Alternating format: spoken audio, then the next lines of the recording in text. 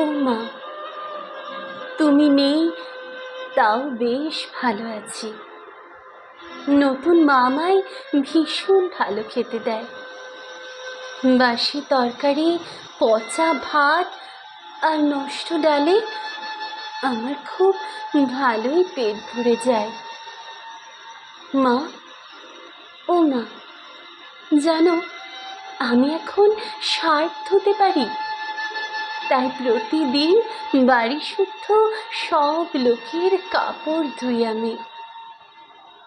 জানো মা, পড়তে এখন আমার আর ভালো লাগে না। আমার এখন আর কোনো বই নেই, আমার এখন কোনো খাতা নেই, কলম নেই, নেই কোনো স্কুল ব্যাগ। জানো মা, আমার নতুন ছোট ভাইও আমায় প্রায় লাথি দেয়। আমায় ভীষণ ভালোবাসে কিনা তাই। ওকে আমি প্রতিদিন জুতো মোজা পরিয়ে দিই। মাঝে মাঝে ওর বন্ধুদেরও পড়াই। এতে আমার আনন্দ হয় মা। তোমার দেয়া খাট বিছানাটায় এখন ভাই শোয়। ওর খুব পছন্দের ওটা। আমার কথা ভাবছো? আমি সিঁড়ির নিচে মাদুর পেতে শুই। আমার একটুও কষ্ট হয় না।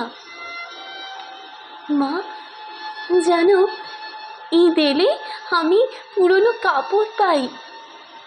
সে কাপড়ে তোমার মেয়েকে রাজকুমারী দেখায় মা, যে কিনা এক রাজ্যহীন রাজকুমারী। মা, জানো বৃষ্টি হলে, মেঘ ডাকলে আমি আজও ভয় পাই।